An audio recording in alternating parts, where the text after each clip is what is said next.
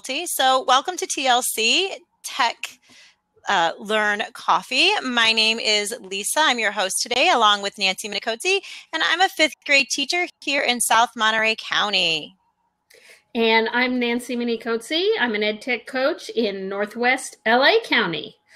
So I want to remind you of our podcast focus. We are accessible on your schedule. We have a short video format. We are 15 minutes and that's it. There is a question section. We hope you will go to our website and get your questions answered, or you can post them right here if you're watching us live on Blab in the chat, so that we can do some personalized mobile PD. You choose the focus and listen where you want. We normally have normal guests, in other words, people not well known, because there are teachers everywhere that are doing fabulous things in their classrooms. We want to share them with you. And Twitter and tweet chats are great places to learn, but for some people, they are intimidating and confusing, and they just don't work. So here we are. Here we are. Exactly. Sorry, I'm trying to, there we go. So today's little coffee fact is, did you know that coffee doesn't just give humans a little buzz? Nope. Bees actually get a little buzz. I saw what you did there.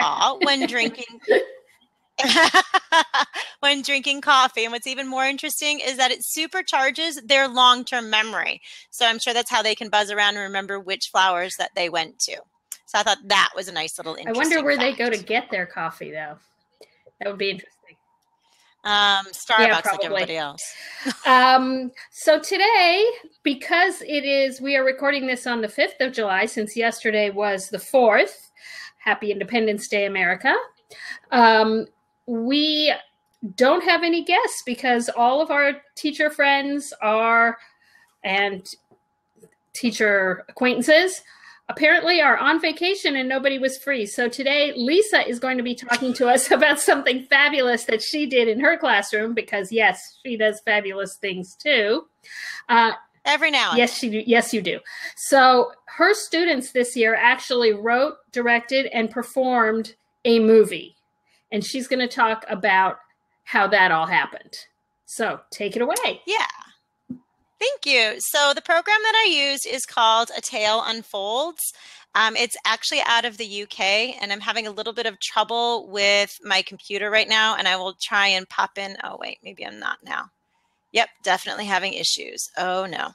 Sorry about that. I will definitely pop in the links to all of this as soon as I can figure all of this out.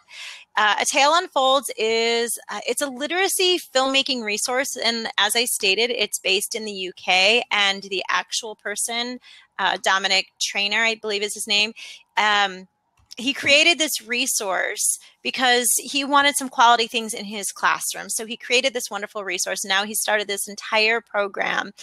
The resource that we used was called El Dorado, and it was an actual 11-week literacy program. So the students read a text and they practiced writing skills daily. So the writing skills were based on another gentleman out of the UK. His name is Alan Pete, and he focuses on different sentence types.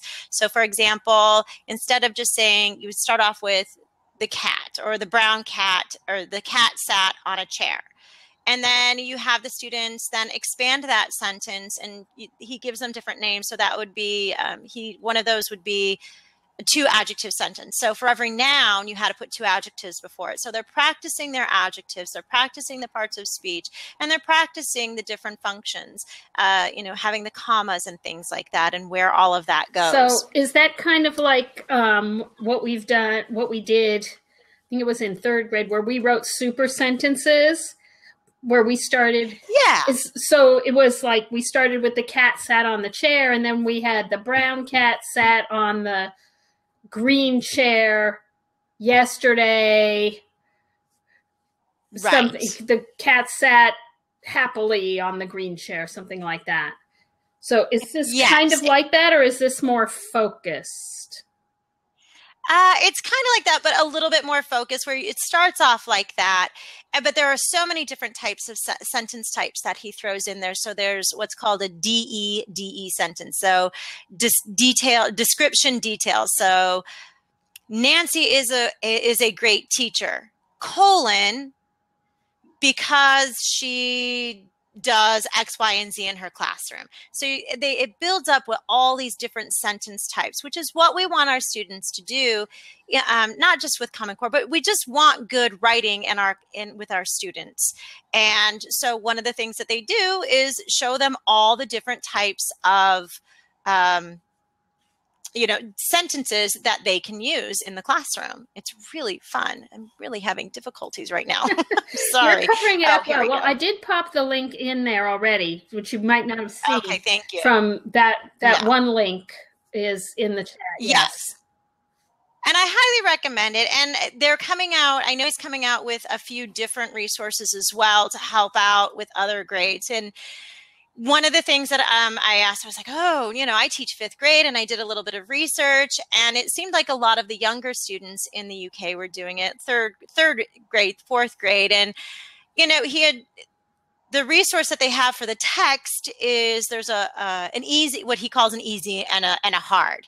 So essentially the easier one is just for the lower grades, and the hard is for the harder grades. And the text is essentially what ends up being the backstory of the story that you're going to write. So in short, the story that we write, the story that you read is based in the 1500s or 1600s, something like that.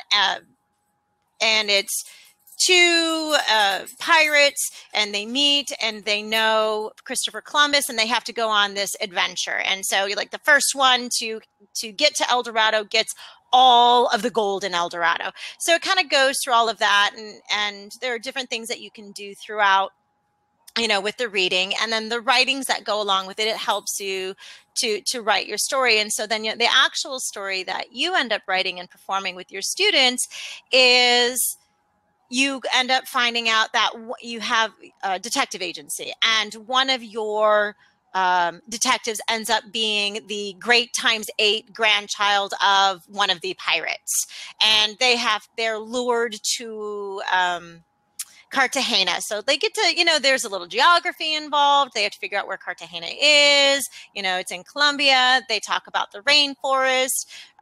Through research, doing things through this, my students discovered that there is something called a pink dolphin that literally is pink, and they were very excited about that one. Total side note. I never heard of a pink dolphin. No, but it does exist. So here is, I'm going to put in the thing to Alan Pete. He has some resources too, which are some really great resources as to the different types of writings that he does. So getting back to that, so they just build the story, and it doesn't happen all at once. You're slowly walking through this story. So each week you're building upon it. So the first week is you create the name of your detective agency. You know that there are 3 detectives, and you know that one of them is going to be the great ×8. No, it's just the 3 detectives. And so you do a whole lot of describing of the detectives. So you pick out 3 detectives, and you split your students up into groups of, I believe it's 5 or so, or you end up having 5 different groups in your classroom, depending on your group size, your class size. And then, throughout that, wow, this time goes by quickly. Throughout all of this, each one of the students is writing every single day. So they get something, and they're given a task to write it on Monday, and they end up performing it on Fridays on most days. So they're writing, they're rewriting, they're going through all of the different components, that the 5 steps of the writing process. So they're doing the pre-writing, and you're brainstorming what are some of the aspects of the different detectives. Then they actually sit down and write, and each student sits down and writes what each one of the 3 detectives is like, what they like, and things like that, and what they do. So yeah, all of the resources that you need are actually provided for you. So he gives you the Promethean charts, the videos to show you what's going on, to help prompt the students, all the necessary templates that are needed for the writing in order to be successful. He also gives you certain videos at certain points so that you can insert that, and some pictures that are all free to use images to insert into the video as well at the very end. So it's really good for various grades. Like I said, it all comes together. It's beautifully done. It's like I said, it has 2 levels to it. There's an easy and a hard level. Again, it's really great for various levels at the elementary level. All of my students found great success with it. And what is the cost for this program? I believe the cost for the entire, there are a couple different levels for it. You can get a level that doesn't quite have as much stuff to it. So I also had extension items that I could have gotten as well. So we could have delved into items a little bit deeper if I needed to after the initial project was done. Mine was a $200 program. And it's not by student, it's just a flat rate? Flat rate, yeah. Mm-hmm. Which is, it's an amazing deal for all the things that you get. Literally, I didn't have to worry about lesson plans. I don't want to say I didn't have to worry about lesson plans, but I didn't have to really worry about lesson plans, for 11 weeks. Everything was done. It's a reading, writing, and what they call a topic item. Oh, it's 200 pounds. Sorry, because it's UK. It's 200 pounds. So it's a little over $200 here. So it's a lot cheaper this week than a couple weeks ago. Yes, it is. They also have Eldorado, just the reading and the writing minus the extension topic, which is 129 pounds, and just the writing portion of it without the actual text is 89 pounds. So, I mean, it's all a really great deal. They also have film trailer. And notice that they have something new on there, which is for free. So it's called Frightful Film Trailer.